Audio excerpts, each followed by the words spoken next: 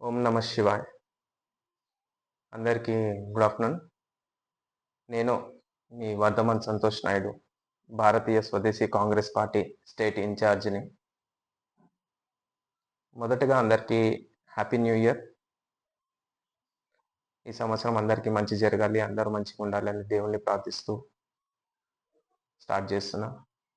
So, నేను ఇవాళ ఈ వీడియో తీయడానికి ఫస్ట్ మెయిన్ రీజన్ ఏందంటే, న్యూ ఇయర్ రిజల్యూషన్.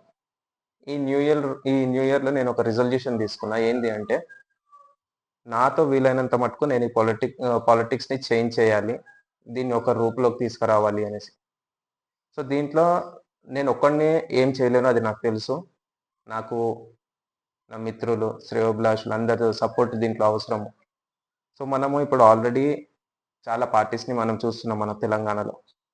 అది మన బీఆర్ఎస్ఏ కానివ్వండి, కాంగ్రెసే కానివ్వండి, ఎంఐఎంఏ కానివ్వండి, బీజేపీ కానివ్వండి, ఎక్స్‌వైజెడ్ పార్టీస్ ఏదైనా కానివ్వండి. అన్ని పార్టీస్ ఇప్పుడు మనకి ఎట్లున్నాయంటే, ఒక పార్టీ మతం పేరుతోని రాజకీయం చేస్తుంది. ఇంకో పార్టీ మళ్ళీ అదే పేరుతో మతం పేరుతోని రాజకీయం చేస్తుంది. ఇంకొక పార్టీ ఏమో బంగారు తెలంగాణ చేస్తామని చెప్పేసి తెలంగాణ మొత్తాన్ని నాశనం చేసేసింది. డెవలప్‌మెంట్ అని పేరుతోని మొత్తం అంతా ఖజానా లూటీ చేసేసింది. సో, ఇట్లా ఏ పార్టీ తీసుకున్నా గాని డివైడ్ అండ్ రూల్ చేస్తుంది.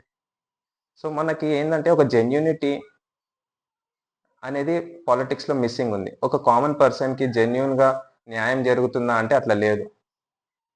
పదవి, డబ్బు ఉన్నోళ్ళ ఫేవర్‌లోనే అంతా అవుతుంది. సో, మనము ఏందంటే ఈ పాలిటిక్స్‌ని చేంజ్ చేయాలి. సో, చాలామంది యువత ఏమనుకుంటున్నారు అనేసి అంటే పాలిటిక్స్ అనేది ఒక బురద. దీన్ని చేంజ్ చేయాలి అనుకుంటే మనకి బురద అంటుతది. దాంట్లో దిగితే మనం ఇదైతది, అదైతది అని చెప్పి చాలామంది వాళ్ళ వాళ్ళ ఒపీనియన్స్ వాళ్ళకున్నాయి. సో, దిస్ ఈస్ రైట్ కాదని నేను అనను. కాకపోతే మనము ఒకవేళ దిగి మన పాలిటిక్స్‌ని చేంజ్ చేయకపోతే మనల్ని రూల్ చేసేటోళ్ళు ఇట్లనే ఉండి ఫ్యూచర్ జనరేషన్స్‌కి ఏమవుతుందనేది మనం ఆలోచించాలి. మన ఫ్యూచర్ జనరేషన్స్ కూడా ఇట్లాంటోళ్ళ చేతిలోనే ఉండాలా? లేకపోతే మనం దీన్ని చేంజ్ జేయడానికి ముందుకి కదలాలా? అనేది మనం ఆలోచించాల. ఎంతసేపు రాజకీయంలో కులం అనే పేరుతోని రాజకీయం జేస్తారు. మతం అనే పేరుతోని రాజకీయం జేస్తారు. డెవలప్‌మెంట్ కోసం ఏం జేస్తున్నారు? సో, మనం ఆలోచించాలా. ఆలోచించే రోజు మనకొచ్చింది. సో, మనం ఈ న్యూ ఇయర్‌లో అట్‌లీస్ట్ నాలాగా ఆలోచించేటోళ్ళందరూ నన్ను సపోర్ట్ చేస్తారని ఆశిస్తూ నేను సెలవు తీసుకుంటున్నా. Thank you.